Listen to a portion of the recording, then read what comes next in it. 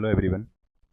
जैसा कि हम पिछली क्लास में पढ़ रहे थे थायराइड ग्रंथि के बारे में, और थायराइड से संबंधित फंक्शंस हम पढ़ चुके थे, और इसके अलावा डिसऑर्डर्स पढ़ना हमने शुरू कर दिया था।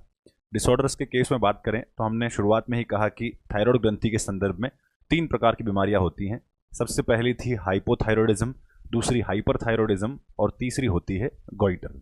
हमने पिछली क्लास के अंदर पहली बीमारी के बारे में डिस्कस किया था जिसका नाम था हाइपोथायरॉयडिज्म। हमने उसके कारणों के बारे में, उसके लक्षणों के बारे में और साथ ही साथ मैनेजमेंट वाले सभी एस्पेक्ट के बारे में डिस्कस किया था। अब आज की क्लास में हम सेकंड डिसऑर्डर पढ़ने वाले हैं। थायराइड से संबंधित दूसरी बीमारी का नाम है हाइपरथायरॉयडिज्म। जैसा कि नाम से ही क्लियर है, हाइपर का मतलब ज़्यादा होता है, मीन्स सीधे तौर पर बात करें तो यह एक ऐसी बीमारी है जिसके अंदर T3 और T4 की मात्रा जो है वह किसी व्यक्ति के सर्कुलेशन में बढ़ जाने वाली है। मीन्स नॉर्मल से ज़्यादा अगर T3 और T4 उसके ब्लड सर्कुलेशन में होता है तो उसे हम हाइपरथायरॉयडिज्म के नाम से जानते हैं। अब बात करेंगे कि ऐसे क्या कारण होते हैं, क्या इटियोलॉजिकल फैक्टर्स हो सकते हैं कि किन कारणों की वजह से किसी व्यक्ति के ब्लड में ज़्यादा T3 और T4 आने लग गया है। उन कारणों की तरफ जिक्र करते हैं। तो अब हम डिस्कस करने वाले हैं इस टॉपिक के अंतर्गत इटियोलॉजी वाले एस्पेक्ट के बारे में।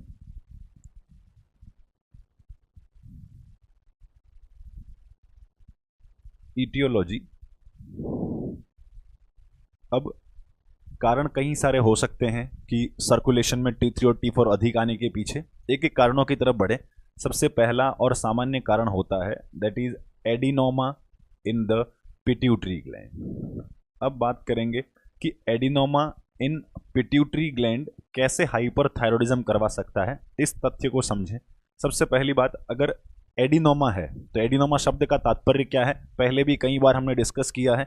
एडिनोमा शब्द का तात्पर्य होता है कि हार्मोन सिक्रेटिंग सेल्स जो हैं उनके अंदर कोई ट्यूमर हो जाए। जैसा कि हमने पढ़ा था कि यहाँ पर एडिनो शब्द जो है उसका तात्पर्य तो था कि हार्मोन सिक्रेटिंग कोशिकाएं, और यहाँ ओमा शब्द का तात्पर्य था कि एक्सेसिव ग्रोथ या ट्यूमर का बन जाना। तो यहाँ पर भी एडिनोमा शब्द से तात्पर्य है कि हार्मोन सिक्रेटिंग सेल में ट्यूमर हो गया है जिससे एक्सेस हार्मोन बनते हैं। यहाँ पर बात कर रहे हैं कौन सी ग्रंथि में ट्यूमर हुआ है, पिट्यूटरी ग्रंथि में ट्यूमर हुआ है। तो फिर यहाँ ये बात समझना जरूरी है कि पिट्यूटरी ग्रंथि में होने वाला ट्यूमर थायराइड ग्रंथि में बीमारी कैसे करवा सकता है। तो इसके लिए सिंपल तथ्य समझें कि जब पिट्यूटरी ग्रंथि के अंदर कोई एडिनोमा डेवलप हो जाएगा तो वह एडिनोमा अत्यधिक मात्रा में TSH को रिलीज करेगा। अगर अत्यधिक मात्रा में TSH रिलीज होगा तो यह जाकर थायराइड को अधिक स्टिमुलेट करेगा, जिससे T3 और T4 की मात्रा अधिक रिलीज होने वाली है, जिससे हाइपरथायरॉयडिज्म होने की संभावना होने वाली है। अब बात करते हैं दूसरे कारणों के बारे में। दूसरा कारण होता है same adenoma in the thyroid gland. पहले कारण के अंदर हमने लिखा कि जो हार्मोन सिक्रेटिंग ट्यूमर है वह पिट्यूटरी ग्रंथि के अंदर हुआ था, तो यह एक वजह हो सकता है। दूसरे के अंदर हमने लिखा है कि वैसा ही एडिनोमा जो है अगर थायराइड ग्रंथि के अंदर हो जाए तब भी हाइपरथायरॉयडिज्म होने की संभावना है। अब वो एडिनोमा थायराइड में कैसे, अगर थायराइड ग्रंथि के अंदर जो फॉलिकुलर सेल्स हैं, सभी को याद होगा 2 प्रकार की कोशिकाएं होती हैं, एक फॉलिकुलर सेल, एक पैराफॉलिकुलर सेल। तो जब अगर फॉलिकुलर सेल के अंदर एक्सेसिव ग्रोथ हो जाएगी, अगर उनकी संख्या ही ज़्यादा हो जाएगी तो उससे बनने वाले हार्मोन की मात्रा भी ज़्यादा होने वाली है, जिससे हाइपरथायरॉयडिज्म की संभावनाएं बढ़ जाती हैं। तो हमने लिखा कि एडिनोमा इन थायराइड ग्लैंड में भी रेस्पॉन्सिबल। अब एक इंपॉर्टेंट तथ्य की तरफ हम बढ़ते हैं कि अगर एडिनोमा इन पिट्यूटरी हो या अगर एडिनोमा इन थायराइड हो तो हमें व्यक्ति के अंदर कैसे पता लगेगा कि उस पेशेंट के अंदर कारण उसके ब्रेन के अंदर पिट्यूटरी के अंदर है, मींस इटियोलॉजिकल कारण, या फिर एडिनोमा उसके थायराइड में है।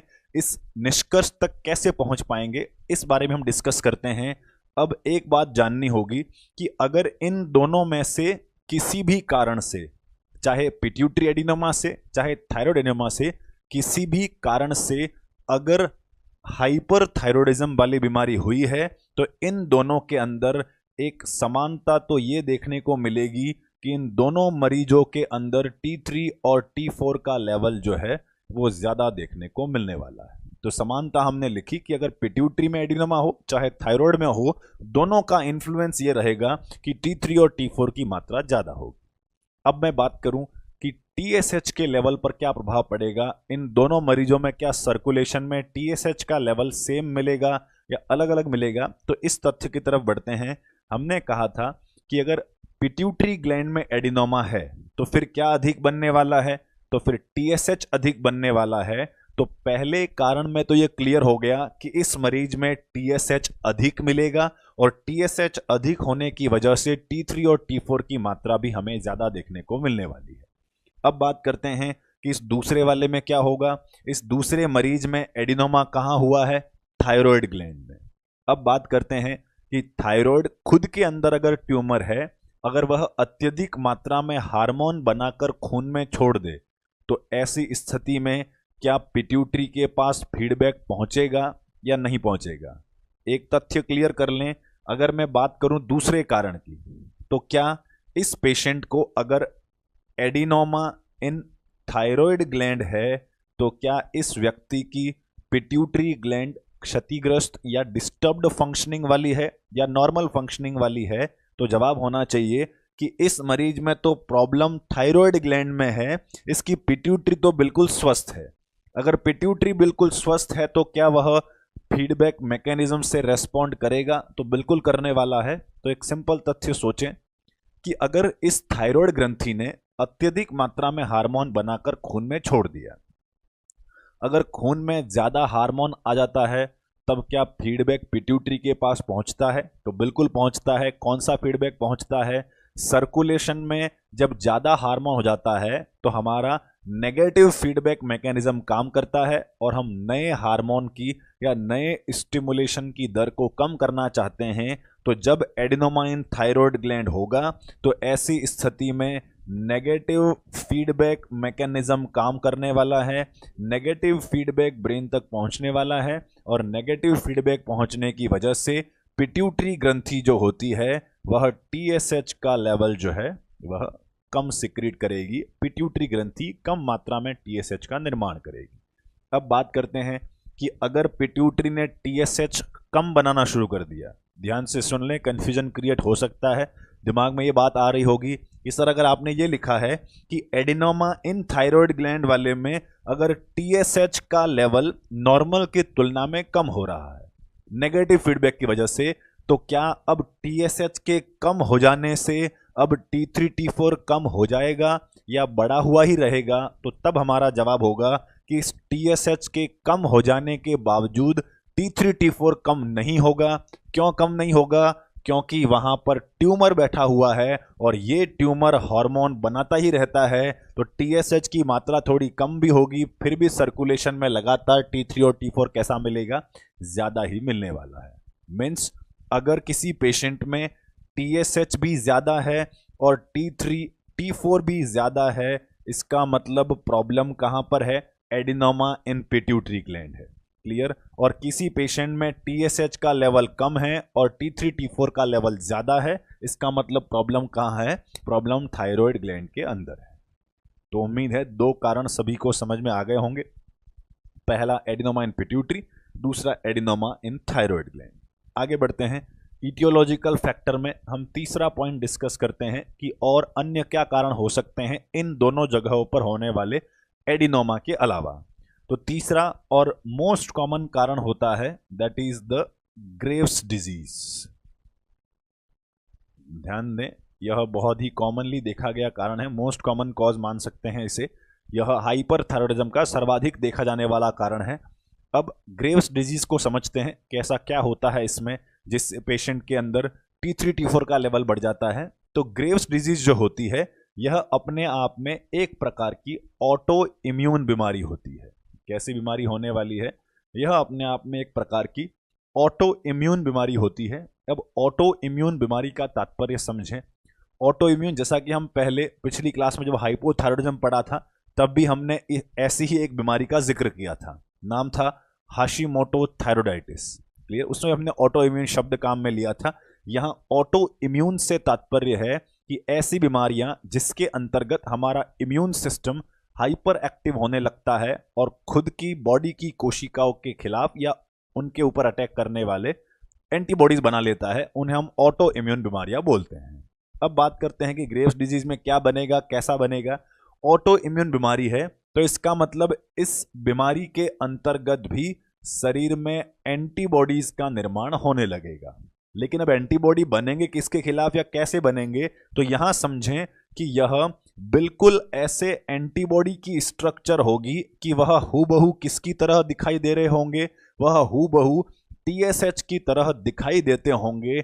ऐसे एंटीबॉडी का निर्माण होगा। ध्यान दें, वापस से लॉजिक को समझें। हम बोल रहे हैं कि हाइपरथायरॉयडिज्म पढ़ रहे हैं, कारण है ग्रेव्स डिजीज। कैसी बीमारी है, तो ऑटो इम्यून बीमारी है। ऑटो इम्यून बीमारी में कौन हाइपर एक्टिव होता है, तो शरीर के खुद का इम्यून सिस्टम हाइपर एक्टिव होता है। हाइपर एक्टिव हो जाएगा तो क्या बनेगा, एंटीबॉडीज बनेंगे। यहां पर एंटीबॉडीज किसी के खिलाफ नहीं बने हैं, ध्यान से सुन लें, यहां पर एंटीबॉडी किसी के खिलाफ नहीं बने हैं, जबकि शरीर के एक कंटेंट के हूबहू दिखाई देने वाले बने हैं। शरीर का कौन सा कंटेंट, शरीर में सामान्यतः हमारे शरीर में टीएसएच पाया जाता है। यहां पर जो एंटीबॉडी बने हैं वह टीएसएच की बिल्कुल फोटोकॉपी हैं, उनकी बिल्कुल सेम टू सेम संरचना दिखाई देती है। अब आती है बात कि अगर टीएसएच की तरह दिखने वाले बन जाएंगे तो क्या नुकसान होगा या क्या फायदा होने वाला है। यहां पर बीमारी होने वाली है, क्या होगी वो समझें। अब अगर मैं कहूं कि हमारी थायराइड ग्लैंड को, मान लेते हैं कि ये कोई फॉलिकुलर सेल है जो कि फॉलिकल के अंदर पाई जाती है, वो पूरा एनाटॉमिकल एस्पेक्ट हम पढ़ चुके हैं। मान लेते हैं ये फॉलिकुलर सेल है और ये फॉलिकुलर सेल किसका निर्माण करने वाली है, यह फॉलिकुलर सेल T3 और T4 का निर्माण करने वाली है। लेकिन इस सेल के ऊपर यहां पर रिसेप्टर बैठे हुए हैं। वो रिसेप्टर किसके लिए हैं, यहां पर आकर टीएसएच हार्मोन बाइंड होना चाहिए, और अगर टीएसएच हार्मोन बाइंड होगा तो वहां पर इस कोशिका को स्टिमुलेशन मिलेगा और यह T3 और T4 का निर्माण कर देगा। क्लियर, ये तो नॉर्मल फिजियोलॉजी हो गई कि यह कोशिका थी, इसको हार्मोन का निर्माण करना है, तो इससे एक स्टिमुलेशन के तौर पर यहां टीएसएच आकर बाइंड होना चाहिए, और टीएसएच अगर आकर इससे बाइंड हो जाएगा तो फिर सेल स्टिमुलेट होगी और वह कोशिका T3 और T4 का निर्माण करने लग जाएगी। अब बात करते हैं कि यहां पर अगर हमारे शरीर में नॉर्मल जो प्राकृतिक तौर पर टीएसएच बनता है, वो टीएसएच अगर आकर यहां बाइंड होगा, कहां से निकलता है, एंटीरियर पिट्यूटरी से, ब्लड में घूमता हुआ आकर अगर फॉलिकुलर सेल पे रिसेप्टर पे आके बाइंड हो गया, तो क्या यह बॉन्डिंग, यह हार्मोन जिंदगी भर चिपका रहेगा या फिर स्टिमुलेशन करके मेटाबोलाइज हो जाएगा। तो जवाब होना चाहिए कि अगर टीएसएच पिट्यूटरी से आया है तो वह इस फॉलिकुलर सेल पर आकर बाइंड होगा और बाइंड होकर स्टिमुलेशन देने के बाद में मेटाबोलाइज हो जाएगा। क्लियर। अब आती है बात कि सर अगर अगले दिन दोबारा हार्मोन बनाना पड़ेगा, अगर दोबारा T3 और T4 की जरूरत पड़ेगी तो फिर कैसे बनेगा, तो जवाब होगा कि पिट्यूटरी भी रोजाना टीएसएच का निर्माण करती है और रोज टीएसएच को भेजेगी। वो टीएसएच आएगा, स्टिमुलेशन करेगा, हार्मोन के निर्माण को बढ़ावा दे देगा और खुद अपने आप में मेटाबोलाइज होकर खत्म हो जाएगा। अब आती है बात कि अगर ये मेटाबोलाइज नहीं होता तो क्या घातक परिणाम हो सकते थे, तो बिल्कुल होने वाले हैं। अगर टीएसएच यहां पर हमेशा चिपका ही रहता तो इस कोशिका को क्या जानकारी मिलती, इस कोशिका को कंटिन्यूअस स्टिमुलेशन मिलने वाला था और यह बहुत एक्सेसिव मात्रा में हार्मोन का निर्माण कर सकती थी। लेकिन प्राकृतिक तौर पर हमारे अंदर ऐसा नहीं होता है। बीमारी को मैं कोरिलेट करूं उससे पहले हम हेल्दी व्यक्ति के शरीर में क्या होता है उस जानकारी को क्लियर कर लें। हमारे अंदर रोज पिट्यूटरी टीएसएच बनाती है, टीएसएच जाकर थायराइड से चिपकता है, स्टिमुलेट करके हार्मोन के निर्माण को बढ़ावा दे देता है और खुद खत्म हो जाता है। फिर सीधा जवाब कि कल दोबारा T3 T4 की जरूरत पड़ेगी तो क्या होगा, तो कल दोबारा टीएसएच का निर्माण पिट्यूटरी करेगी और दोबारा से वही प्रक्रियाएं रोजाना चलती रहेंगी। क्लियर। अब आती है बात कि इस बीमारी में ऐसा क्या हो गया है जिससे T3 T4 बढ़ा है। बीमारी में हुआ यह है कि हमारा जो एंटीबॉडी है वह किसकी तरह दिखने लग गया है, टीएसएच की तरह, मींस हूबहू बिल्कुल फोटोकॉपी दिखता है। तो ऐसी स्थिति में होगा ये कि जब ये थायराइड ग्लैंड जो है उसके अंदर जो रिसेप्टर बैठे हुए हैं, क्या वह रिसेप्टर मिस आइडेंटिफिकेशन कर सकते हैं, क्या उनसे गलती हो सकती है कि जो रिसेप्टर बहुत स्पेसिफिक प्रवृत्ति के थे वो हमेशा केवल टीएसएच से ही बाइंड होते थे, क्या यहां पर गलती से उनका हूबहू दिखने वाला, हूबहू स्ट्रक्चर वाला एंटीबॉडी भी गलती से बाइंड हो सकता है कि नहीं हो सकता? तो जवाब होना चाहिए कि अगर दिखते दोनों एक जैसे हैं, दोनों की स्ट्रक्चरल बनावट जो है वो एक जैसी है, तो यहां ये हो सकता है कि जिस रिसेप्टर के ऊपर सामान्यतया पिट्यूटरी से आने वाला टीएसएच बाइंड होना चाहिए था, वहीं इस बीमारी के व्यक्ति में वो एंटीबॉडी जो है वह आकर यहां रिसेप्टर से बाइंड हो जाएगा। अब आती है बात कि अगर पिट्यूटरी वाला जो प्राकृतिक नॉर्मल टीएसएच होता तो उसकी खासियत तो क्या है? उसकी खासियत तो यह है कि वो बाइंड होता है, स्टिमुलेशन देता है और मेटाबॉलाइज हो जाता है। लेकिन अगर वो एंटीबॉडी होगा, अगर एंटीबॉडी बन गए हैं तो सर्कुलेशन में हमेशा के लिए रहेंगे या कुछ देर के लिए? तो जवाब होना चाहिए कि एंटीबॉडी अगर बने हैं, ऑटो इम्यून बीमारी अगर हुई है, तो वो एंटीबॉडी जिंदगी भर ब्लड के अंदर रहने वाले हैं। तो अब आती है बात कि अगर वो एंटीबॉडी यहां गलती से चिपके हैं तो वह स्टिमुलेशन कुछ समय के लिए देने वाले हैं या कंटिन्यूस स्टिमुलेशन देने वाले हैं? तो जवाब होना चाहिए कि ये एंटीबॉडी खून में हमेशा हमेशा के लिए प्रेजेंट है और ये लगातार उस थायराइड ग्रंथि पे जाकर स्टिमुलेशन देते रहेंगे, वहां जाकर चिपकते रहेंगे और ऐसी स्थिति में यह थायराइड ग्रंथि एक्सेसिव मात्रा में T3 और T4 का निर्माण कर देगा। उम्मीद है सभी को इस बीमारी के अंतर्गत होने वाली घटना समझ में आ गई होगी। अगर अब घटना क्लियर है थोड़ी बहुत, तो एक बहुत ही लॉजिकल सवाल आप सभी के लिए सोचें दिमाग में, आगे आंसर तो हम डिस्कस करेंगे ही। सिंपल सवाल यह है कि अगर एक ग्रेव्स डिजीज का मरीज है, जो हमने पूरी या फिजियोलॉजी पैथोफिजियोलॉजी पढ़ी, ग्रेव्स डिजीज का मरीज है, उसके अंदर T3 T4 तो कैसा मिलेगा वो हमने लिख दिया कि इस पेशेंट के अंदर हाइपरथायरॉयडिज्म बीमारी कॉज होती है और इन मरीजों में T3 T4 का लेवल बढ़ जाता है। कैसे बढ़ता है वो पूरी प्रक्रिया हमने समझी। अब मेरा सवाल ये है कि इस पेशेंट के जब खून का सैंपल लेकर हम TSH की जांच करवाएंगे तो आपके हिसाब से TSH कैसा मिलेगा? ज़्यादा मिलेगा या कम मिलेगा या नॉर्मल मिलेगा? क्लियर? थोड़ा दिमाग लगाएं कि ऐसा क्या हो सकता है कि अगर ये पूरी घटना सर्कुलेशन में ग्रंथि के अंदर हुई है तो उसके खून में TSH का लेवल कैसा होगा? तो यहाँ जवाब होना चाहिए, जिनको भी जवाब पता है वो लॉजिक भी जानते होंगे और नहीं पता है तो यहाँ क्लियरली समझें, इस पेशेंट के अंदर TSH का लेवल हमें नॉर्मल की तुलना में कम दिखाई देगा। अब सोचने वाली बात है कि TSH कम क्यों? तो कम इसलिए कि अगर सर्कुलेशन के अंदर इन एंटीबॉडीज के यहां चिपक जाने की वजह से बहुत सारा T3 और T4 बनने लग जाएगा, खून में आने लग जाएगा, तो क्या ऐसी स्थिति में फीडबैक मैकेनिज्म काम करेगा? बिल्कुल करने वाला है। आपके खून में बहुत सारे हार्मोन हैं, तो आप कौन सा फीडबैक भेजेंगे? तो जवाब होना चाहिए हम नेगेटिव फीडबैक भेजेंगे। और अगर नेगेटिव फीडबैक भेजेंगे तो उसके रिजल्ट के तौर पर पिट्यूटरी क्या करने वाली है? तो पिट्यूटरी अपने TSH हार्मोन का प्रोडक्शन कम कर देगी, इसलिए इस पेशेंट के सर्कुलेशन में TSH की मात्रा कम मिलती है। अब फिर अगला सवाल कि अगर पिट्यूटरी ने TSH का प्रोडक्शन कम कर दिया तो क्या अब आगे T3 और T4 भी कम हो जाएगा?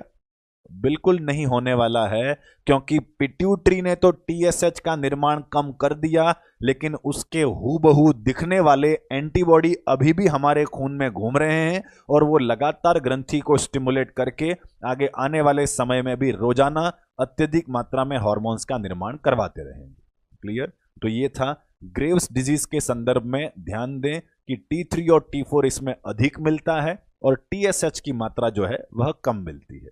तो यहां हमने 3 कारण पढ़े, पहला एडिनोमा इन पिट्यूटरी, दूसरा एडिनोमा इन थायराइड और तीसरा ग्रेव्स डिजीज। ग्रेव्स क्या होता है? सिंपल वे में वापस बोल रहा हूं, ध्यान से सुन लें। ग्रेव्स डिजीज ऑटो इम्यून बीमारी है। ऑटो इम्यून है तो क्या बनेगा? एंटीबॉडी। एंटीबॉडी कैसे दिखते हैं? TSH की तरह। तो फिर ऐसी स्थिति में कौन धोखा खा जाएगा? तो यहां थायराइड ग्रंथि के अंदर जो पाए जाने वाले रिसेप्टर्स हैं वो धोखा खा जाएंगे। कैसे धोखा खा जाएंगे कि वह टीएसएच को पहचानने में गलती कर देंगे, उनका डुप्लीकेट जो है, उनका हूबहू दिखाई देने वाला एंटीबॉडी को अपने साथ बाइंड कर लेंगे और ऐसे एंटीबॉडी लगातार लंबे समय तक स्टिमुलेशन देते रहेंगे, जिससे सर्कुलेशन में ज्यादा मात्रा में हार्मोन्स आने लगेंगे। तो ये हो गया हमारा ग्रेव्स डिजीज के बारे में। तो 3 हमारे इटियोलॉजिकल फैक्टर्स थे। अब आगे बढ़ते हैं, हम असेसमेंट फाइंडिंग्स का जिक्र करेंगे कि अगर हाइपरथायरॉयडिज्म हो जाता है तो ऐसे मरीजों में हमें क्या लक्षण दिखाई दे सकते हैं। तो अब बात करते हैं असेसमेंट फाइंडिंग के बारे में। अब असेसमेंट फाइंडिंग अगर समझना है तो जैसा कि मैं शुरू से ही कहता आया हूं एंडोक्राइन सिस्टम के संदर्भ में, कि अगर एंडोक्राइन के अंदर आपको बीमारी के लक्षण याद रखने हैं तो आपको उस हार्मोन के नॉर्मल स्थिति में क्या बॉडी में फंक्शंस होते हैं उनको याद रखना जरूरी है। तो यहां भी हम T3 और T4 के फंक्शंस शुरुआत में ही फिजियोलॉजिकल पोर्शन के दौरान पढ़ चुके हैं कि T3 और T4 जो होते हैं शरीर में विभिन्न प्रकार के फंक्शंस को रेगुलेट करते हैं। अब बात करते हैं कि अगर हार्मोन नॉर्मल मात्रा में होते तो क्या फंक्शन होते हैं, वो तो हमने समझ लिए। अब इस बीमारी वाले मरीज में हार्मोन की मात्रा ज्यादा हो गई है, तो सीधा सा लॉजिक है वो सारे फंक्शन भी कैसे हो जाएंगे, वो सारे फंक्शंस भी हाइपर हो जाएंगे, उन फंक्शंस में भी बढ़ावा देखने को मिलेगा और उसी वजह से मरीज में कई सारी परेशानियां भी दिखाई देंगी।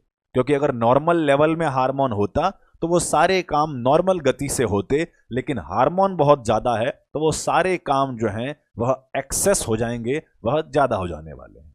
तो उसी वजह से मरीज में लक्षण आते हैं और उन लक्षणों को हम एक एक करके डिस्कस करने वाले हैं।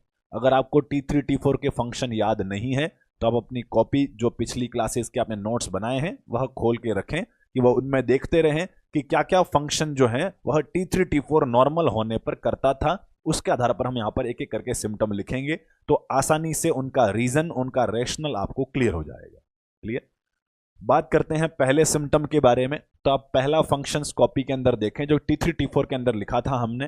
पहला फंक्शन ये था कि T3 T4 hormone basal metabolic rate means BMR को इंक्रीज करवाते हैं। मींस BMR मेटाबॉलिज्म की गति को थोड़ा पोटेंशिएट करते हैं, थोड़ा इंक्रीज करवाने का काम करते हैं। तो अब हार्मोन बहुत ज्यादा है तो क्या हो जाएगा, उन्हीं मेटाबॉलिज्म की दर पहले की तुलना में कम हो जाएगी या और ज्यादा होने वाली है। तो जवाब होना चाहिए कि पहला लक्षण दिखाई देता है कि इस पेशेंट के अंदर बेसल मेटाबॉलिक रेट जो है वह नॉर्मल की तुलना में ज्यादा होने लगती है, ज्यादा तीव्र गति से मेटाबॉलिक गतिविधियां इस व्यक्ति के शरीर में होने लगती हैं। क्यों हुई? सिंपल लॉजिक, हार्मोन होता है तो मेटाबॉलिज्म को बढ़ावा देता है, बहुत ज्यादा हार्मोन है तो बहुत ज्यादा मेटाबॉलिज्म को बढ़ावा मिलेगा जिससे BMR इंक्रीज हो जाएगी। दूसरे फंक्शन पर आते हैं।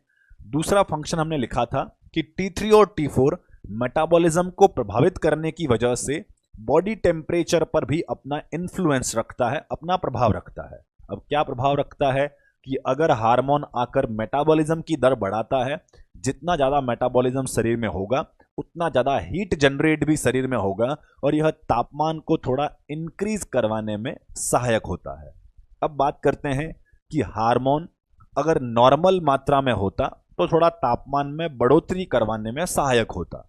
अगर हार्मोन बहुत एक्सेस में है, T3 और T4 अगर बहुत ज्यादा है, अगर मेटाबॉलिज्म भी बहुत ज्यादा तीव्र गति से हो रहे हैं तो हीट का प्रोडक्शन मींस तापमान में वृद्धि दिखाई देगी या कमी दिखाई देगी। तो जवाब होना चाहिए कि इस पेशेंट के अंदर हमें हीट इनटॉलरेंस देखने को मिलने वाला है। अब हीट इनटॉलरेंस का मतलब समझें कि व्यक्ति गर्मी सहन नहीं कर पाता है, उसे बहुत ज्यादा गर्मी लगती है। बहुत ज्यादा गर्मी क्यों? क्योंकि उसके शरीर का तापमान ही ज्यादा लगने लगता है, क्योंकि उसके शरीर में मेटाबॉलिक गतिविधियां सामान्य की तुलना में अधिक हो रही हैं, जिससे अंदर हीट भी अधिक बन रही है और उससे ज्यादा गर्मी महसूस होती है। उससे हीट इनटॉलरेंस, गर्मी को सहन नहीं कर पाने की स्थिति देखने को मिलने वाली है। अब बात करते हैं तीसरे सिम्टम के बारे में। हमने T3 T4 का तीसरा फंक्शन लिखा था कि यह RBCs के ऊपर भी अपना प्रभाव डालता है। RBC के ऊपर प्रभाव से तात्पर्य है कि इरिथ्रोपोइसिस घटना जो होती है उसके अंदर भी T3 T4 इनडायरेक्टली बढ़ावा देने का काम करते हैं। मींस अगर T3 T4 नॉर्मल होगा तो इरिथ्रोपोइसिस की घटना को बढ़ावा मिलेगा, एक नॉर्मल प्रक्रिया से आरबीसी का फॉर्मेशन हो पाएगा।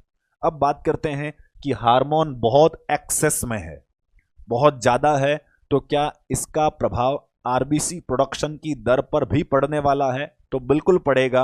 हार्मोन ज्यादा तो इरिथ्रोपोइसिस की घटना को बढ़ावा भी अधिक मिलेगा, और अधिक इरिथ्रोपोइसिस को बढ़ावा मिलने से इस मरीज में हमें पॉलीसाइथीमिया जैसी समस्या देखने को मिल सकती है। अब पॉलीसाइथीमिया का तात्पर्य होता है increased number of RBCs in the circulation. हमारे ब्लड में अगर आरबीसी की संख्या नॉर्मल से अधिक होने लगती है तो उसे हम पॉलीसाइथीमिया के नाम से जानते हैं। तो यहाँ पॉलीसाइथीमिया हो सकता है। तो यहाँ पर यह भी याद रखें कि हमने जब हाइपोथायरॉयडिज्म पढ़ा था, मींस T3 T4 कम होना, तब हमने सिम्टम के तौर पर यह भी लिखा था कि उस पेशेंट में एनीमिया होता है। जब T3 T4 कम था तो एनीमिया हो रहा था, यहाँ T3 T4 अधिक है तो पॉलीसाइथीमिया दिखाई देने की संभावना होती है। आगे बढ़ते हैं चौथे सिम्टम की तरफ। हमने T3 T4 का चौथा फंक्शन लिखा था कि T3 T4 हमारे शरीर में जो न्यूट्रिशंस हैं उनके मेटाबॉलिज्म को भी प्रभावित करते हैं। न्यूट्रिशन का मेटाबॉलिज्म मतलब 3 कंटेंट आते हैं, प्रोटीन, फैट और कार्बोहाइड्रेट। अब प्रोटीन, फैट और कार्बोहाइड्रेट तीनों के ऊपर अलग अलग प्रकार से हमारे T3 T4 का इन्फ्लुएंस था। आपको यह याद होना जरूरी है कि सामान्य मात्रा में जब T3 T4 था तो इन तीनों पर क्या प्रभाव डालता था। अगर वो प्रभाव याद हैं तो फिर इस बीमारी में क्या होगा, वो तीनों घटनाएं एक्सेस मात्रा में होने लग जाएंगी। अब पहले पॉइंट पर आते हैं, effect on the protein metabolism. Protein पर हमारा T3 T4 क्या करता है? तो जवाब होना चाहिए कि T3 और T4 प्रोटीन सिंथेसिस को बढ़ावा देते हैं, मींस प्रोटीन का सिंथेसिस करवाते हैं। प्रोटीन सिंथेसिस को बढ़ावा मिलता है जिससे बना हुआ प्रोटीन टिश्यू ग्रोथ में काम आता है, बॉडी बिल्डिंग में काम आता है और यह शरीर का विकास करवाने में सहायक होता है। अब बात करते हैं कि अगर T3 T4 नॉर्मल होता तो प्रोटीन को बनवाता, अगर बहुत ज्यादा है तो यही काम पहले की तुलना में कम होगा कि अधिक होगा? तो जवाब होना चाहिए कि प्रोटीन सिंथेसिस को बढ़ावा मिलेगा क्योंकि बहुत ज्यादा मात्रा में हार्मोन का प्रोडक्शन हुआ है। अब अगर प्रोटीन की मात्रा शरीर में बढ़ने लगती है तो उसका प्रभाव हमें यह दिखाई देगा कि इस पेशेंट के अंदर स्किन जो होती है वह भी हमें स्मूथ दिखाई देगी, और साथ ही साथ इस पेशेंट के बाल जो हैं वह भी हमें शाइनी एंड सिल्की हेयर देखने को मिलने वाले हैं। यहीं पर याद करें, जब T3 T4 कम था तो हाइपोथायरॉयडिज्म के मरीज में ड्राई स्किन थी, ड्राई हेयर्स थे और इजीली प्लकेबल, आसानी से टूट जाने वाले कमजोर बाल दिखाई देते हैं। ये सिम्टम हमने लिखा था। वहीं इस पेशेंट में बात करें तो स्किन जो है वह बहुत स्मूथ होती है, शाइनी मींस बहुत चमकदार, और सिल्की हेयर्स देखने को मिलते हैं। इसकी वजह यह है कि T3 T4 अगर ज्यादा होता है तो प्रोटीन का सिंथेसिस भी शरीर में अधिक होता है, और यह प्रोटीन अधिक मात्रा में स्किन और बालों को भी मिलेगा जिससे बाल मजबूत, चमकदार होंगे, और इसके साथ ही स्किन भी थोड़ी स्मूथ हमें मुलायम महसूस होने वाली है। क्लियर? आगे बढ़ते हैं। अगले सिम्टम के तौर पर प्रोटीन पर प्रभाव के बाद में हमने फैट पर प्रभाव की बात कही थी। फैट पर क्या प्रभाव था? अगर T3 T4 होता तो शरीर में फैट का ब्रेकडाउन करवाता, मींस टिश्यूज में जो जमा फैट है उसका ब्रेकडाउन करवाता, और साथ ही साथ शरीर में कोलेस्ट्रॉल के लेवल को कम करवाता। अब बात करते हैं कि T3 T4 अगर होता तो जाकर ब्रेकडाउन करवाकर ब्लड के अंदर लाता। यहां पर एक्सेस मात्रा में T3 T4 है तो क्या होने वाला है? शरीर में अत्यधिक मात्रा में फैट का ब्रेकडाउन होगा। अत्यधिक मात्रा में फैट का ब्रेकडाउन होगा तो फिर कोलेस्ट्रॉल का लेवल कैसा होगा? T3 T4 कोलेस्ट्रॉल के लेवल को कम करवाना जानते हैं, तो इसका मतलब अगर एक्सेस मात्रा में हार्मोन है तो यह भी कोलेस्ट्रॉल को कम करने में सहायक होगा। मींस कोलेस्ट्रॉल तो नहीं बढ़ने वाला है, सीरम कोलेस्ट्रॉल तो कम होगा, और साथ ही साथ टिश्यूज में जमा जो फैट है उसके ब्रेकडाउन की दर थोड़ी ज्यादा होने वाली है। अब टिश्यूज में जमा फैट टूट टूट कर ब्लड में आएगा, ब्लड में वो मेटाबोलाइज होगा, साथ साथ कोलेस्ट्रॉल का लेवल भी कम होता रहेगा, जिससे कोई विशेष घातक लक्षण मरीज के अंदर दिखाई नहीं देने वाला है। क्लियर? तो फैट ब्रेकडाउन से विशेष तौर पर कोई घातक लक्षण नहीं है। सिंपली एक प्रभाव ये देखने को मिल सकता है कि इस हार्मोन के ज़्यादा होने की वजह से जब फैट का ब्रेकडाउन होगा तो मरीज में वेट लॉस जरूर हो सकता है। ध्यान दे, अगर नहीं क्लियर हुआ तो वापस से बोलता हूं सिंपल वे में। अगर T3 T4 होता तो टिश्यूज में जमा फैट को तोड़कर खून में लाता, जिससे टिश्यूज का मास जो है, उनका वेट जो है वो थोड़ा कम होता, उनमें जमा फैट को तोड़ तोड़कर हार्मोन लाता। अब बात करते हैं कि हार्मोन बहुत ज्यादा मात्रा में है, तो फिर जाकर वह फैट को अधिक मात्रा में तोड़ेगा, और अधिक मात्रा में फैट को तोड़ तोड़कर लाएगा, तो फिर टिश्यूज का वजन जो है पहले की तुलना में बढ़ेगा या कम होगा। तो जवाब होगा कि इस पेशेंट के अंदर वेट लॉस देखने को मिल सकता है। क्लियर। और साथ ही साथ कोलेस्ट्रॉल का लेवल भी कम होने वाला है, क्योंकि हार्मोन जब भी आता है कोलेस्ट्रॉल को मेटाबोलाइज करके खत्म करता है, तो यहां पर कोलेस्ट्रॉल का लेवल भी कम होगा, जिससे कोई बीमारी या कोई विशेष लक्षण देखने को नहीं मिलता है। कोलेस्ट्रॉल बढ़ने पर एथेरोस्क्लेरोसिस जरूर होता है, कोलेस्ट्रॉल कम हो जाने पर कोई विशेष जानलेवा लक्षण देखने को नहीं मिलता है। क्लियर। आगे बढ़ते हैं फैट के ऊपर प्रभाव के बाद में। अब हम अगला बात करते हैं कार्बोहाइड्रेट मेटाबॉलिज्म के ऊपर। कार्बोहाइड्रेट मेटाबॉलिज्म की बात करें तो सीधे शब्दों में हम ग्लूकोज का जिक्र करते हैं। ग्लूकोज के ऊपर हार्मोन के होने पर क्या प्रभाव पड़ रहा था, तो हमने ये पढ़ा था कि अगर हार्मोन होगा तो यह हाइपरग्लाइसीमिया करवाएगा, शुगर के लेवल को बढ़वाएगा। कैसे बढ़वाता था, हमने 3 माध्यम भी लिखे थे कि यह जीआईटी से ग्लूकोज के एब्जॉर्प्शन को भी बढ़वाता है, यह टिश्यूज में जमा ग्लूकोज को तोड़कर लाता है, जिसे हमने ग्लाइकोजिनोलाइसिस कहा था, और यह नया ग्लूकोज का फॉर्मेशन मींस ग्लूकोनियोजेनेसिस को भी बढ़ावा देता है। मींस कुल मिलाकर ये हमने पढ़ा था कि अगर T3 और T4 हार्मोन आता है तो ब्लड शुगर लेवल को बढ़वाता है।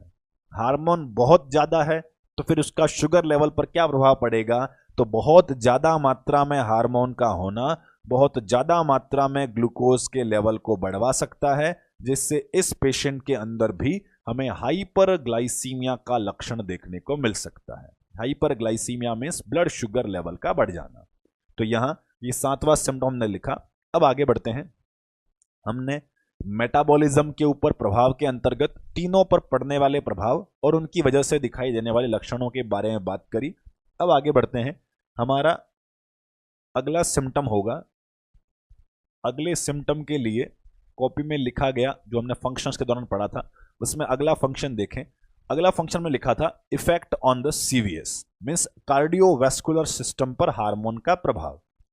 अगर हार्मोन नॉर्मल मात्रा में होता तो हार्ट का rate of contraction and force of contraction को इंक्रीज करवाता, मींस फोर्स भी बढ़ाता है, number of contraction means rate भी बढ़ाता है। अब यहां पर मरीज में बात यह है कि हार्मोन बहुत ज्यादा मात्रा में है, तो फिर इसका हार्ट पर प्रभाव क्या होगा, number of contraction and force of contraction में भी बढ़ोतरी होगी या कमी होगी, तो जवाब होना चाहिए कि वो भी बढ़ने वाला है, जिसकी वजह से मरीज में हमें टैकीकार्डिया दिखाई देने की संभावना है, और बहुत ज्यादा कॉन्ट्रैक्शंस होने पर पाल्पिटेशंस भी महसूस हो सकता है। तो इस मरीज में टैकीकार्डिया और पाल्पिटेशंस जैसे लक्षण देखने को मिल सकते हैं, और साथ ही साथ इस पेशेंट के अंदर ब्लड प्रेशर भी बढ़ने वाला है। अब सोचने वाली बात यह है कि जो पिछला डिसऑर्डर पड़ा हाइपोथायरॉयडिज्म, उसके अंदर भी हमने हाइपरटेंशन सिम्टम लिखा, और अभी जो हाइपरथायरॉयडिज्म पढ़ रहे हैं इसमें भी हमने हाइपरटेंशन सिम्टम लिखा। मींस T3 T4 कम हो या ज्यादा हो, बीपी तो हमेशा बढ़ेगा। तो उसके पीछे क्या लॉजिक है, तो जवाब होना चाहिए कि दोनों मरीजों में हाइपरटेंशन होने की वजह बिल्कुल अलग अलग है। उस मरीज में जो पिछला डिसऑर्डर पड़ा हाइपोथायरॉयडिज्म, उसमें बीपी बढ़ने की वजह यह था कि हार्मोन के कम रह जाने की वजह से खून में कोलेस्ट्रॉल का लेवल बढ़ रहा था, जिससे एथेरोस्क्लेरोसिस जैसी समस्याएं हुई और उस वजह से ब्लड प्रेशर बढ़ गया था। वहीं हम इस मरीज की बात करें तो इसमें तो कोलेस्ट्रॉल बढ़ता ही नहीं है, क्योंकि जितना ज्यादा हार्मोन होगा उतना कोलेस्ट्रॉल को मेटाबोलाइज करके खत्म कर देगा। तो फिर इसमें बीपी क्यों बढ़ गया, इसमें जब कोलेस्ट्रॉल अधिक नहीं है, तो जवाब होना चाहिए कि यहां पर हार्मोन का एक्सेसिव मात्रा में होना रेट ऑफ कॉन्ट्रैक्शन और force of contraction of the heart को बहुत ज्यादा बढ़ा देता है, जिससे अत्यधिक मात्रा में हार्ट कॉन्ट्रैक्ट करता है और इससे कार्डियक आउटपुट में भी वृद्धि होगी और ब्लड प्रेशर भी बढ़ता हुआ देखने को मिल सकता है। क्लियर? तो हाइपरटेंशन लक्षण आ सकता है। इसके अलावा लेटर स्टेजेस में मीन्स कुछ महीनों या कुछ सालों तक बीमारी अगर चलती रहेगी तो इस पेशेंट के अंदर हमें कार्डियक एनलार्जमेंट भी देखने को मिल सकता है। कार्डियक एनलार्जमेंट से तात्पर्य है हाइपरट्रॉफी, मीन्स हार्ट की स्ट्रक्चर में थोड़ी एनलार्जमेंट, हाइपरट्रॉफी देखने को मिल सकती है। हाइपरट्रॉफी क्यों? तो इसका सिंपल सा एग्जांपल है कि अगर मैं किसी मसल्स को ज़्यादा एक्सेसिव मात्रा में फंक्शंस करवाता हूं तो क्या कुछ महीनों में उसके अंदर हाइपरट्रॉफी साइज में वृद्धि होगी या नहीं होगी? बिल्कुल होने वाली है। वहीं पर अगर हार्मोन कई महीनों तक हार्ट को ज़्यादा कॉन्ट्रैक्ट करवाता रहेगा तो क्या उसकी मसल्स के अंदर भी वृद्धि होगी या नहीं होगी? तो बिल्कुल होने वाली है। इसलिए लेटर स्टेजेस में कार्डियक एनलार्जमेंट भी देखने को मिल सकता है। क्लियर? कार्डियक एनलार्जमेंट की वजह क्या है? तो वजह यह है कि अत्यधिक मात्रा में मसल्स को फंक्शंस करवाया गया है, जिससे कार्डियक एनलार्जमेंट होने की संभावना है। अब आगे बढ़ते हैं। हार्ट के ऊपर प्रभाव के बाद में अगला फंक्शंस देखें। अगला फंक्शन में लिखा था effect on the respiratory system, means T3 T4 का रेस्पिरेटरी पर भी प्रभाव होता है। रेस्पिरेटरी पर प्रभाव क्या था? तो सिंपल आंसर होगा कि रेस्पिरेटरी पर प्रभाव यह था कि शरीर में मेटाबॉलिज्म्स के बढ़ने की वजह से ऑक्सीजन डिमांड बढ़ती है और हमारा ये हार्मोन नंबर ऑफ रेस्पिरेशन को भी इंक्रीज करवाता है। अब इस मरीज में देखें तो इस मरीज में BMR कैसी है? बहुत ज्यादा है। मेटाबॉलिज्म बहुत ज्यादा है तो ऑक्सीजन डिमांड भी कैसी होगी? बहुत ज्यादा होगी। और अगर ऑक्सीजन डिमांड बहुत ज्यादा है तो हमारा T3 T4 जो एक्सेस मात्रा में प्रेजेंट है वह ब्रीदिंग पर भी क्या करवाने वाला है? तो इस पेशेंट के अंदर टेकिपनिया लक्षण भी देखने को मिल सकता है। टेकिपनिया मतलब नंबर ऑफ रेस्पिरेशंस का बढ़ जाना, तो इसमें हमें टेकिपनिया लक्षण देखने को मिल सकता है। अब बात करते हैं रेस्पिरेटरी सिस्टम के बाद में अगला प्रभाव था नर्वस सिस्टम के ऊपर, CNS पर। अब CNS पर हमने दो प्रभाव लिखे थे। प्रॉपरली फंक्शंस को देखते रहें और उसके साथ में सिम्टम्स को समझें तो लॉजिकली दिमाग में बातें फिट रहेंगी। CNS पर फंक्शन हमने लिखे थे कि यह बच्चों के अंदर भी अलग फंक्शन दिखाता है और हमारे अंदर भी कंटिन्यूसली अलग जीवन भर फंक्शन दिखाने वाला है। बच्चे में क्या फंक्शन है कि बच्चे में यह मानसिक विकास के लिए जरूरी है और हमारे अंदर क्या करता है? तो हमारे अंदर यह ब्रेन को अलर्ट, एक्टिव और कंसंट्रेटेड बनाए रखने में सहायक होता है। तो फिर अब इस हार्मोन के बहुत ज्यादा हो जाने पर क्या प्रभाव होगा? तो अब बात करते हैं बच्चे के अंदर कि बच्चे में हार्मोन अगर बहुत ज्यादा है तो क्या ऐसा हो सकता है कि उसका मानसिक विकास बहुत हद से ज्यादा हो जाए और वह उसका IQ लेवल भी बहुत ज्यादा हो जाए? ऐसा संभव है या नहीं है? तो ध्यान दें, ऐसा संभव नहीं है। हार्मोन अगर बच्चे में कुछ मात्रा में ज्यादा भी है तो उसके मानसिक विकास की दर थोड़ी तेज हो सकती है कि जो ब्रेन किसी बच्चे में 5 साल में विकसित होना था, हो सकता है उसमें 4.5 साल में विकसित हो जाए। ब्रेन के विकास की दर थोड़ी तेज हो सकती है, लेकिन उसका ओवरऑल मानसिक योग्यता पर, उसके IQ लेवल पर प्रभाव नहीं पड़ेगा। मीन्स एक नॉर्मल थायराइड लेवल वाला बच्चा नॉर्मल IQ वाला है और अधिक थायराइड वाला बच्चा अधिक IQ वाला है, ऐसा नहीं होगा। IQ मानसिक योग्यता लगभग निश्चित ही रहेगी, नॉर्मल ही रहेगी। बस ब्रेन के विकास होने का जो समय है, जो गति है, वो स्लाइटली थोड़ी तेज हो सकती है। क्लियर? अब बात करते हैं कि एडल्ट के अंदर क्या प्रभाव है। बच्चे में कोई वैसा विशेष लक्षण देखने को नहीं मिलेगा कि IQ बहुत ज्यादा है या ब्रेन का अत्यधिक विकास हो जाए, ऐसा सिम्टम नहीं देखने को मिलता है। हमारे अंदर बात करें तो हमारे अंदर T3 T4 क्या करता था? ब्रेन को अलर्ट और एक्टिव रखता था। मीन्स हार्मोन अगर होता तो ब्रेन थोड़ा एक्टिव रहता है। अब बात करते हैं कि मरीज में हार्मोन हद से ज्यादा है, हाइपरथायराइडिज्म का मरीज है, तो फिर इसके ब्रेन पर क्या होगा?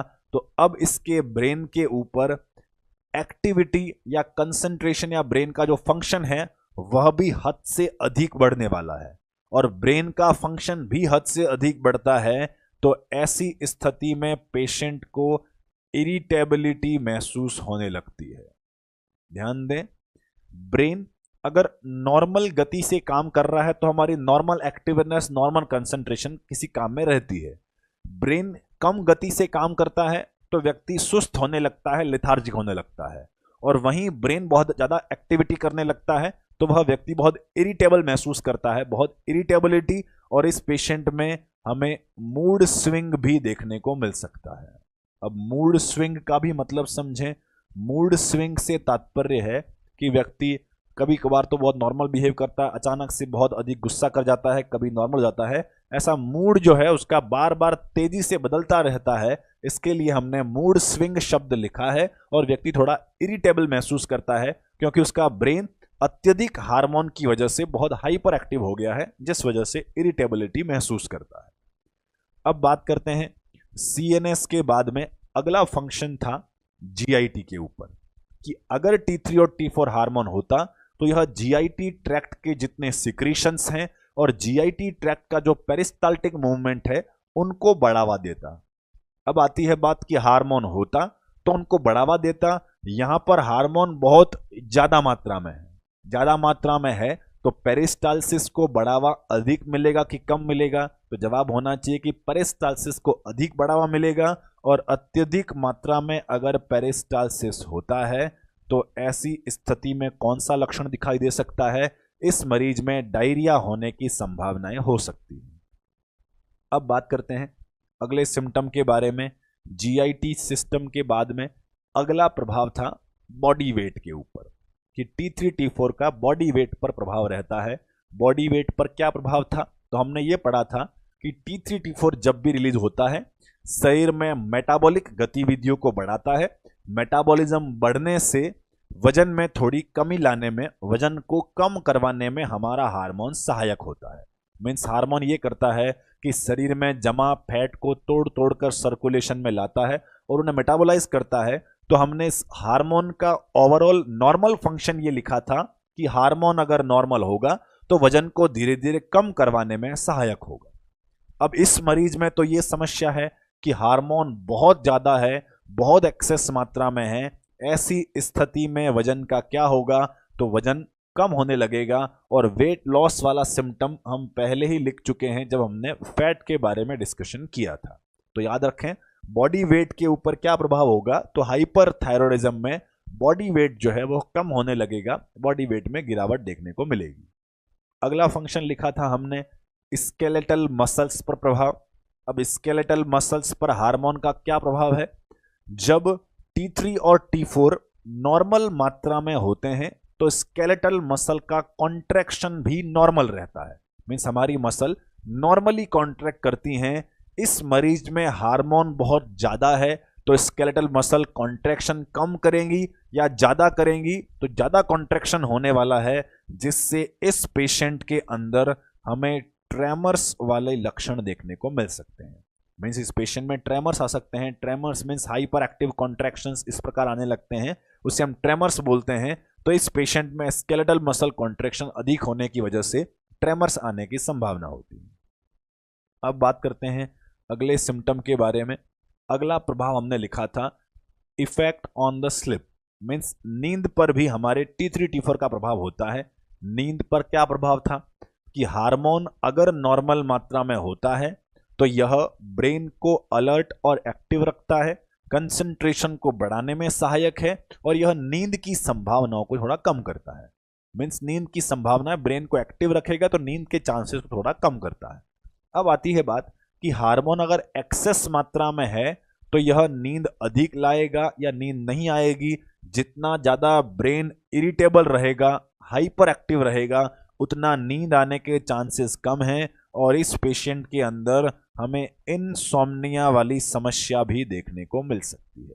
इनसोम्निया मीन्स नींद कम आना या नींद नहीं आ पाना, उसे हम इनसोम्निया बोलते हैं। तो इस पेशेंट के अंदर भी ब्रेन हाइपर एक्टिव रहता है, ब्रेन रिलैक्स नहीं हो पाता है।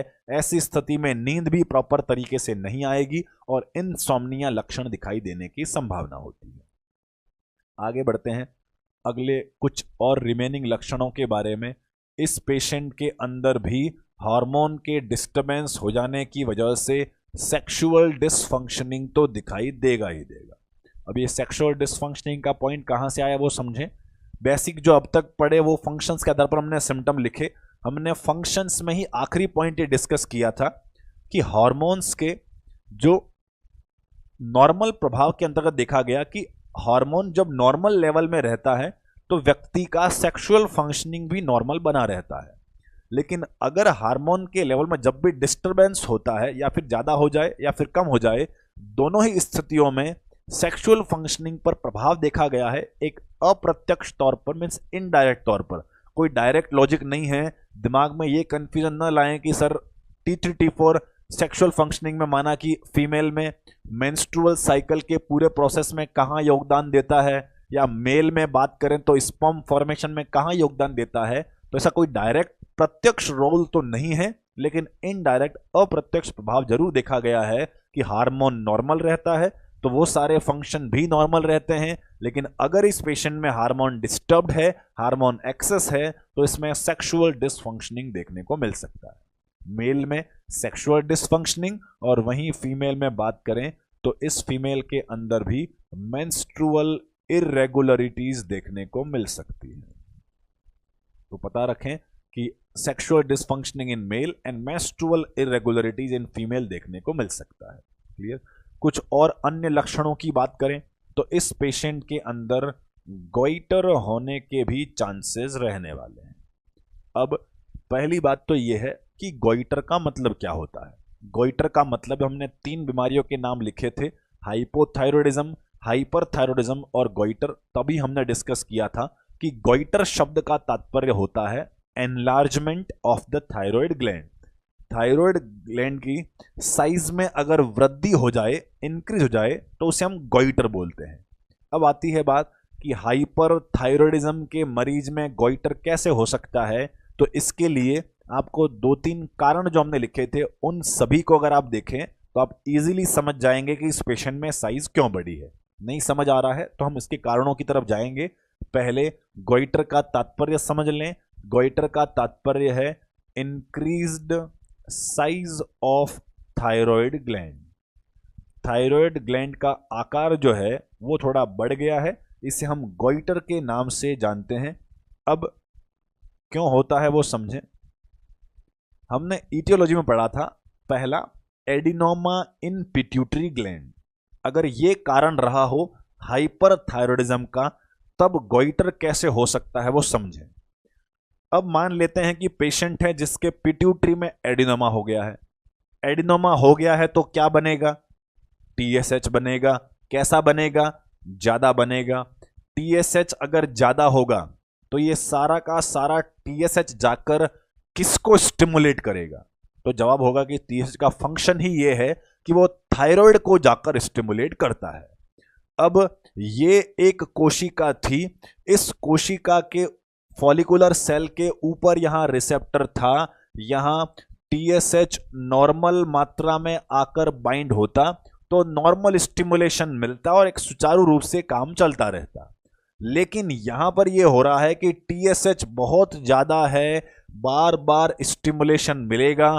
किसी कोशिका को या किसी मसल को मैं बार बार स्टिमुलेट करता रहूं तो क्या उसकी साइज बढ़ेगी या कम होगी। तो जवाब होगा कि बार बार उस कोशिका को स्टिमुलेट किया जाए तो उसके आकार में वृद्धि होगी, उसमें हाइपरट्रॉफी के चांसेस हैं। तो यहां भी वही होगा कि अगर एडिनोमा इन पिट्यूटरी है, बहुत सारा TSH आएगा, वो बहुत सारा TSH जाकर बार बार थायराइड को परेशान करेगा, स्टिमुलेट करेगा, जिससे थायराइड को अधिक फंक्शन करना पड़ेगा और धीरे धीरे समय बीतने के साथ में थायराइड की साइज बढ़ जाएगी। और थायराइड की साइज बढ़ना क्या कहलाएगा, उसे हम गोइटर बोलते हैं। इसलिए हमने हाइपरथायरॉयडिज्म के लक्षणों में गोइटर शब्द लिखा है। बात करते हैं, मान लिया जाए कि इस पेशेंट को यह पहला वाला कारण नहीं रहा हो, क्या तब भी गोइटर हो सकता है। मान लेते हैं कि पेशेंट को ये दूसरा वाला इटियोलॉजिकल फैक्टर जिम्मेदार हो। दूसरा क्या है, adenoma in the thyroid gland. Means अगर थायराइड में एडिनोमा हुआ है तो क्या ये गोइटर करवा सकता है। थोड़ा सोचने का विषय जरूर है, ध्यान दें। अगर एडिनोमा इन थायराइड ग्लैंड है तो क्या ये गोइटर करवा सकता है? इसके अंदर हमने ये पढ़ा था कि नेगेटिव फीडबैक की वजह से इसमें टीएसएच कम होता है। तो क्या अब इसमें गोइटर होगा कि नहीं होगा? तो यहां थोड़ा सा कॉमन सेंस लगाने की जरूरत है कि इसमें टीएसएच या T3 T4 कैसा भी हो, लेकिन गोइटर जरूर होगा, क्योंकि हमने सीधे शब्दों में यही लिख दिया है कि थायराइड ग्रंथि के अंदर ट्यूमर हो गया है। क्या हो गया है? ट्यूमर। अगर मेरी इस थायराइड ग्रंथि के अंदर ट्यूमर हो जाए तो एक ऑब्वियस सी बात है, उसकी साइज कैसी होगी? थायराइड ट्यूमर बन जाने से छोटी दिखने लगेगी या बड़ी दिखने लगेगी? तो जवाब होगा कि सर बड़ी दिखने लगेगी, और इसी लक्षण को हमने गोइटर का नाम दिया है। तो इस दूसरे मरीज के अंदर भी गोइटर होगा। अब बात करते हैं तीसरे मरीज के बारे में कि अगर कारण पहले वाले दोनों नहीं रहे हों और ये तीसरा वाला मोस्ट कॉमन वाला रहा हो तो क्या तब भी गोइटर हो सकता है? तो जवाब होगा कि इसमें भी गोइटर हो सकता है। क्यों? क्योंकि इसके अंदर क्या बना था? इसके अंदर एंटीबॉडीज बने थे। ये एंटीबॉडी किसकी तरह दिखते थे? टीएसएच की तरह दिखते थे। जाके कहां चिपक जाएंगे? यह टीएसएच रिसेप्टर से जाकर चिपक जाएंगे। अगर टीएसएच रिसेप्टर से जाकर चिपक गए तो कुछ समय के लिए स्टिमुलेट करेंगे या कंटिन्यूअस स्टिमुलेशन देंगे? तो जवाब होगा कि यह कंटिन्यूअस स्टिमुलेशन देंगे, और अगर कंटिन्यूअस स्टिमुलेशन मिला, बार बार उस कोशिका को स्टिमुलेशन मिला, तो साइज में वृद्धि होगी, और साइज में वृद्धि होना ही हमने किसके अंतर्गत पढ़ा था? साइज में वृद्धि होना ही इसे हम गोइटर के नाम से जानते हैं। तो इस हाइपरथायराइडिज्म के मरीज में कारण, ईटियोलॉजी तीनों में से कोई भी कारण रहा हो, उसमें गोइटर वाला लक्षण हमें जरूर देखने को मिलने वाला है। आगे बढ़ते हैं। गोइटर के अलावा एक और महत्वपूर्ण सिम्टम होता है जिसे हम बोलते हैं एक्सोप्थेल्मोस।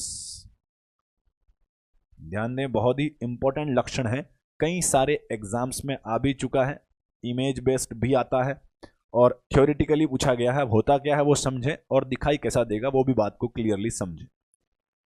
एक्सोप्थेल्मोस शब्द को समझना है, पहले तो इसका तात्पर्य समझते हैं कि इसका मतलब क्या होता है, और फिर हम इसके रीजन की, इसके कारण की बात करेंगे। दो शब्द लिखे हुए हैं, एक्सो और ऑफ्थेल्मस, मींस दो शब्दों एक्सो और ऑफ्थेल्मस को मिलाकर बनाया है एक्सोप्थेल्मोस। क्लियर? अब बात करें एंडो और एक्सो, दो शब्द हैं। एंडो मतलब अंदर, एक्सो मतलब बाहर। इस शब्द का तात्पर्य तो क्लियर होगा कि एंडो मींस अंदर, एक्सो मतलब बाहर, तो एक्सो का मतलब तो होता है आउट या बाहर। क्लियर? और ऑफ्थेल्मो शब्द आप किसके लिए काम में लेते हैं? आंख के लिए काम में लेते हैं, आई बॉल के लिए काम में लेते हैं। तो ऑफ्थेल्मस शब्द का मतलब तो हो गया आई बॉल, और एक्सो का मतलब हो गया आउट। तो फिर इस मरीज में क्या होता है? इस मरीज में यह दिखाई देता है कि ये जो आई बॉल वाला पार्ट है वो थोड़ा बाहर की तरफ निकला हुआ, बाहर की तरफ प्रोट्रूड दिखाई देता है, उसे हम एक्सोप्थेल्मोस के नाम से जानते हैं। कैसा दिखेगा वो समझें। हमारे अंदर नॉर्मली आंखें कैसी होती हैं? यहां ये बीच में आई बॉल है और चारों तरफ ये सबक्यूटेनियस फैट वगैरह है, और नॉर्मली आई का अपीयरेंस दिखता है कि एक नॉर्मली सिचुएटेड आंखें हैं। अब इस पेशेंट में क्या होता है कि आंख के चारों तरफ का जो एरिया है, जो सॉफ्ट एरिया लगता है, उसके अंदर सबक्यूटेनियस एरिया में बहुत सारी फैट जमा रहती है, जो कि आई बॉल को प्रोटेक्ट भी करती है और एक नॉर्मल अपीयरेंस भी देती है। इस पेशेंट के अंदर हार्मोन का लेवल अगर बहुत ज्यादा है तो बहुत अत्यधिक मात्रा में फैट का ब्रेकडाउन भी होता है। वही फैट का ब्रेकडाउन जब आंख के चारों तरफ से होने लगता है तो ये आई बॉल बिल्कुल बाहर निकला हुआ, बाहर उभरा हुआ सा दिखाई देने लगता है, बिल्कुल बटन की तरह आंखें बाहर निकली हुई दिखाई देने लगती हैं। उन्हें हम एक्सोप्थेल्मोस के नाम से जानते हैं। और क्यों हो गया ये? क्योंकि आई बॉल के चारों तरफ पाई जाने वाली सबक्यूटेनियस फैट जो थी वो मेटाबोलाइज हो गई, डैमेज हो गई, ब्रेकडाउन हो गया। इस वजह से आंखें थोड़ी बाहर निकली हुई प्रतीत होती हैं, उसे हम एक्सोप्थेल्मोस के नाम से जानते हैं। और एक्सोप्थेल्मोस किसका सिम्टम है? यह हाइपरथायराइडिज्म का सिम्टम है। वहीं हमने हाइपो वाले में ऐसा सिम्टम क्या लिखा था? हमने मिक्सो इडिमा लिखा था, means oedema on the face. Hormone कम होगा तो फेस पर बहुत सारी फैट जमा हो जाएगी जिसे मिक्सोएडिमा बोलते हैं, और हार्मोन ज्यादा होगा तो बहुत ज्यादा फैट का ब्रेकडाउन होगा और ऐसे में एक्सोप्थेल्मोस होने की संभावना रहने वाली। तो ये थे हमारे हाइपरथायरॉयडिज्म के मरीज में दिखाई देने वाले महत्वपूर्ण, हमने 19 सिम्टम्स लिखे। उन सभी सिम्टम्स का हमने रीजन भी समझा है कि कौन सा लक्षण क्यों दिखाई देता है। तो इस रीजन को समझने के लिए हमें फंक्शंस याद होने जरूरी थे। हमने एक एक फंक्शंस को लेकर हमने सिस्टमेटिक तरीके से सारे लक्षणों को लिखा है। तो ये सारे सिम्टम जो हैं वह हाइपरथायरॉयडिज्म के मरीज में आ सकते हैं। अब सिम्टम के बाद में हम बात करेंगे इस पेशेंट में डायग्नोसिस और मैनेजमेंट के बारे में। तो डायग्नोसिस तो यहाँ सिंपल सा होने वाला है, हम इस पेशेंट के अंदर थायराइड प्रोफाइल की जांच करवाने वाले हैं। किसकी जांच करवाएंगे? Thyroid profile. यहाँ थायराइड प्रोफाइल का तात्पर्य समझें। थायराइड प्रोफाइल से तात्पर्य है कि वह तीनों इन्वेस्टिगेशन एक साथ करवाया जाना। तीनों कौन कौन से? T3, T4 और TSH। इन तीनों की मात्रा को ब्लड सैंपल लेकर जांच करवाना, इसको हम थायराइड प्रोफाइल के नाम से जानते हैं। तो यह जांच करवाकर हम शरीर में T3, T4 की मात्रा ज्यादा है या कम है या नॉर्मल है, इसका पता लगा सकते हैं। तो थायराइड प्रोफाइल ही एक एग्जैक्टली डायग्नोस्टिक टेस्ट होने वाला है। अब बात करते हैं इस बीमारी के मैनेजमेंट के बारे में कि अगर हाइपरथायरॉयडिज्म हो जाए तो ऐसी स्थिति में क्या इलाज दिया जाना चाहिए, क्या मैनेजमेंट किया जाना चाहिए। मैनेजमेंट की बात करें तो हमारे पास दोनों प्रकार के मैनेजमेंट अवेलेबल हैं। मेडिकल मैनेजमेंट भी अवेलेबल है और सर्जिकल मैनेजमेंट भी अवेलेबल है। मीन्स अगर किसी व्यक्ति के शरीर में T3 और T4 का लेवल ज्यादा है तो हम कुछ दवाइयों के माध्यम से भी उसे कम करवाने की कोशिश कर सकते हैं, या फिर हम सर्जिकल मैनेजमेंट, हम ऑपरेटिव प्रक्रियाएं भी कर सकते हैं। पहले हम डिस्कस करते हैं मेडिकल मैनेजमेंट के बारे में कि दवाइयां देकर कैसे कंट्रोल करेंगे। तो जब पेशेंट के अंदर T3 और T4 का लेवल बहुत ज्यादा है तो मेडिकल मैनेजमेंट के तौर पर हम एंटी थायराइड दवाइयां देने वाले हैं। कौन सी दवाइयां देने वाले हैं? हम एंटी थायराइड मेडिकेशंस देते हैं। अब नाम से ही क्लियर है, एंटी थायराइड मेडिकेशन का मतलब ऐसी दवाइयां जो थायराइड के सिक्रीशन को इनहिबिट करती हों या उन्हें कम करती हों, उन्हें हम एंटी थायराइड मेडिकेशंस बोलने वाले हैं। दवाइयों के नाम समझें। एग्जाम्पल की बात करें तो एंटी थायराइड दवाइयों का नाम होता है प्रोपिल थायोयूरेसिल। थायोयूरेसिल, ध्यान दें इस बीमारी को शॉर्ट फॉर्म में कई जगह पर ऑप्शन में PTU भी लिखा हो सकता है। अब PTU कहां से आ गया वो समझें। प्रोपिल थायो एंड यूरेसिल, तो इसे शॉर्ट के अंदर PTU भी लिखा हो सकता है। दवाई का नाम समझें। प्रोपिल थायोयूरेसिल जो है यह एक प्रकार की एंटी थायराइड दवाई है। यह थायराइड ग्रंथि पर जाकर काम करेगी और T3 और T4 के प्रोडक्शन और सिक्रीशन की दर को थोड़ा कम करवा देगी। तो ये पहली दवाई होगी प्रोपिल थायोयूरेसिल, और दूसरी अन्य दवाई होती है मैथिमाजोल। दूसरी दवाई कौन सी हो सकती है? मैथिमाजोल मेडिकेशन हो सकती है। तो ये दोनों एग्जाम्पल हैं हमारी एंटी थायराइड दवाइयों की। मोस्ट कॉमनली जो काम में लेते हैं वो होती है प्रोपिल थायोयूरेसिल, और अदर चॉइसेस के तौर पर हम मैथिमाजोल दवाई भी काम में ले सकते हैं। तो ये हो गई हमारी एंटी थायराइड दवाइयों के बारे में कि अगर हाइपरथायरॉयडिज्म हो जाए तो मेडिकल मैनेजमेंट के तौर पर एंटी थायराइड दवाइयां देनी है। और एंटी थायराइड दवाइयों में चॉइस कौन सी है? पहला तो प्रोपिल थायोयूरेसिल देना है, और नहीं है तो हम मैथिमाजोल भी दे सकते हैं। अब बात करते हैं कि प्रोपिल थायोयूरेसिल या एंटी थायराइड दवाइयां जो हैं वो कब देनी चाहिए, और दवाई देने पर साइड इफेक्ट या फिर टॉक्सिसिटी में क्या सिम्टम आ सकते हैं, उस बारे में हम बात करते हैं। तो ध्यान दें, जो भी हमारी एंटी थायराइड मेडिकेशन है, तो अगर मैं सीधे शब्दों में लिखूं एंटी थायराइड की बात करें तो हमारी जो PTU दवाई है, PTU मीन्स प्रोपिल थायोयूरेसिल, जो एंटी थायराइड दवाई है, उसको देने के दौरान ध्यान ये रखना है कि ये टैबलेट्स जो हैं वह पेशेंट को मॉर्निंग में लेनी है, मीन्स दवाई सुबह ही लेनी है, लेकिन आफ्टर ब्रेकफास्ट लेनी है। दवाई कब लेनी है? After breakfast. याद करें हमने पिछली बीमारी में पढ़ा था हाइपोथायरॉयडिज्म, उसमें हमने हार्मोन रिप्लेसमेंट थेरेपी में नाम पढ़ा था लीवोथायरोक्सिन। उसे भी कब दे रहे थे? उसे भी मॉर्निंग में 6 AM पे दे रहे थे, लेकिन नाश्ते से पहले या बाद में, तो वो लिवोथायरॉक्सिन तो हम नाश्ते से पहले दे रहे थे। लेकिन ये दवाई कब देनी है? ये दवाई आफ्टर ब्रेकफास्ट देनी है, मतलब नाश्ते के बाद देनी है। अब नाश्ते के बाद क्यों? नाश्ते के बाद इसलिए क्योंकि जब इस प्रोपिल थायोयूरेसिल या जो भी एंटी थायराइड दवाइयां हैं, उन्हें जब खाली पेट दिया जाता है तो यह गैस्ट्रिक डिस्कम्फर्ट करते हैं, पेट में जलन, थोड़ी वॉमिटिंग जैसा होना, नॉजिएटेड महसूस करना, ऐसी समस्याएं देखी जाती हैं। इसलिए यह एडवाइस्ड रहता है कि पेशेंट को थोड़ा पहले नाश्ता कर लेना चाहिए, उसके बाद में दवाई लेनी चाहिए, ताकि उसे गैस्ट्रिक डिस्कम्फर्ट वगैरह ना हो पाए। क्लियर? वहीं वो भी याद रख लें कि लिवोथायरॉक्सिन को खाली पेट ही क्यों दे रहे थे, क्योंकि लिवोथायरॉक्सिन जब खाना खाने के बाद दे रहे थे तो वो पूरी तरह से एब्जॉर्ब नहीं हो पा रही थी, इसलिए उसको खाली पेट दे रहे थे। और इसको कब दे रहे हैं? इसको हम नाश्ते के बाद इसलिए दे रहे हैं क्योंकि खाली पेट देने पर यह पेट में थोड़ा डिस्कम्फर्ट करता है, पेट में जलन, थोड़ा नॉजिएटेड ऐसी समस्याएं पैदा करता है, इसलिए इसे नाश्ते के बाद देना है। और देना कब है? सुबह ही देना है। अब बात करते हैं कि जब प्रोपिल थायोयूरेसिल देते हैं तो इस दवाई के कुछ साइड इफेक्ट भी मरीज में देखने को मिलने वाले हैं। अब साइड इफेक्ट क्या हो सकते हैं? प्रोपिल थायोयूरेसिल का साइड इफेक्ट होता है that is leucopenia. Side effect क्या होने वाला है?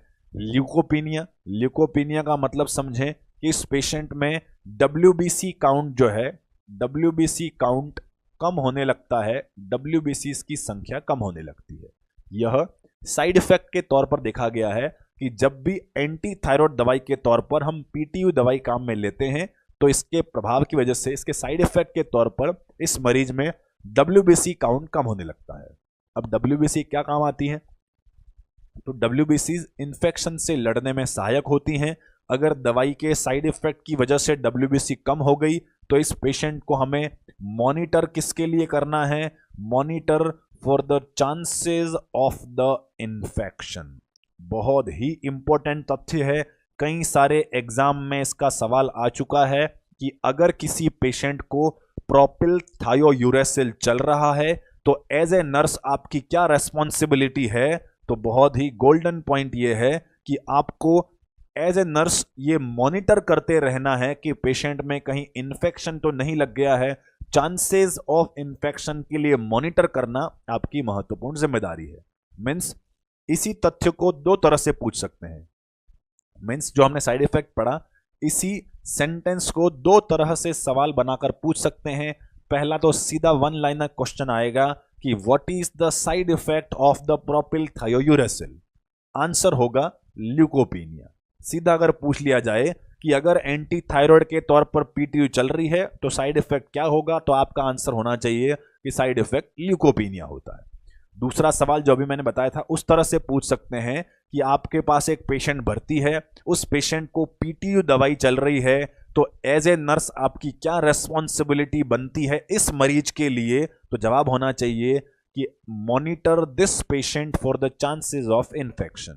क्लियर? क्यों करना है? तो वो लॉजिक आपके दिमाग में क्लियर होना चाहिए कि इस मरीज में PTU के चलने की वजह से WBC कम हुई होंगी और इसमें इन्फेक्शन की संभावनाएं रह सकती हैं। क्लियर? तो ये हो गया साइड इफेक्ट के बारे में। साइड इफेक्ट के साथ साथ टॉक्सिसिटी भी समझना जरूरी है। अब टॉक्सिसिटी और साइड इफेक्ट में अंतर तो पता ही होगा। साइड इफेक्ट का मतलब यह है कि दवाई जितना नॉर्मल डोज में आवश्यक है उतने डोज में अगर दी जाए तब भी वह कुछ एडवर्स, कुछ खराब प्रभाव शरीर पर दिखाती है, वो तो हो गए साइड इफेक्ट। दूसरा टॉक्सिसिटी का मतलब होता है कि दवाई जो माना कि 25 mg देनी थी वो मरीज गलती से 35 mg, 40 mg, 50 mg तक लेने लग जाए, तब शरीर में क्या नुकसान होगा, वो आएगा टॉक्सिसिटी के अंतर्गत। सिंपल सा तथ्य, अगर पेशेंट को 25 mg लेने को कहा गया है, अगर वो 25 mg ही लेता है, क्या तब भी साइड इफेक्ट आ सकते हैं? तो जवाब होना चाहिए साइड इफेक्ट तो आ सकते हैं।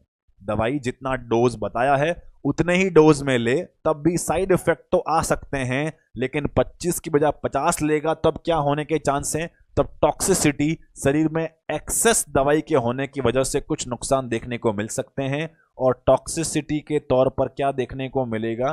टॉक्सिसिटी के तौर पर इस पेशेंट में हमें ब्रेडिकार्डिया, और हाइपोथर्मिया देखने को मिल सकता है। अब ये ब्रेडिकार्डिया और हाइपोथर्मिया कहां से आया वो समझें। दवाई का काम क्या था?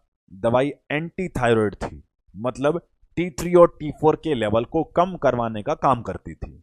दवाई बहुत अधिक दे देंगे तो ये दवाई T3 T4 जो कि एक्सेस मात्रा में था उसे नॉर्मल तक लाएगी और कम तक ले जाएगी। तो जवाब यही होगा कि सर अगर दवाई बहुत अधिक ले ली है तो वह अत्यधिक मात्रा में T3 T4 को कम करवाते हुए हाइपो की तरफ ले जा सकती है, और इसीलिए टॉक्सिसिटी हो जाने पर हाइपोथायरॉयडिज्म की तरह लक्षण दिखने लगते हैं।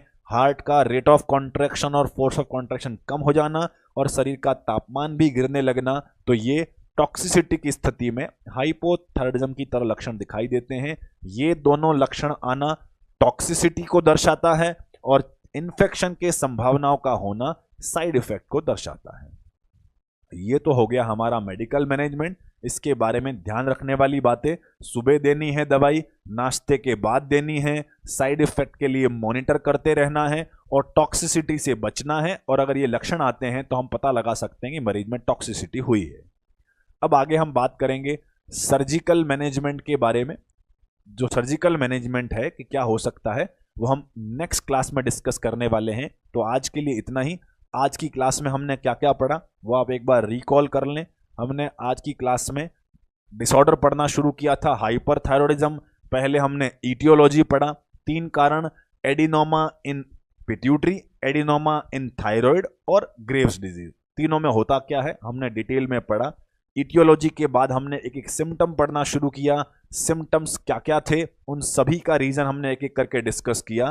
तो ये सभी हमारे 19 हमने लक्षण जो पढ़े थे। उसके बाद में हमने पढ़ा डायग्नोसिस के बारे में। डायग्नोसिस के लिए थायराइड प्रोफाइल की जांच करवानी है, और फिर मैनेजमेंट के तौर पर हमने मेडिकल और सर्जिकल मैनेजमेंट के होने की बात कही।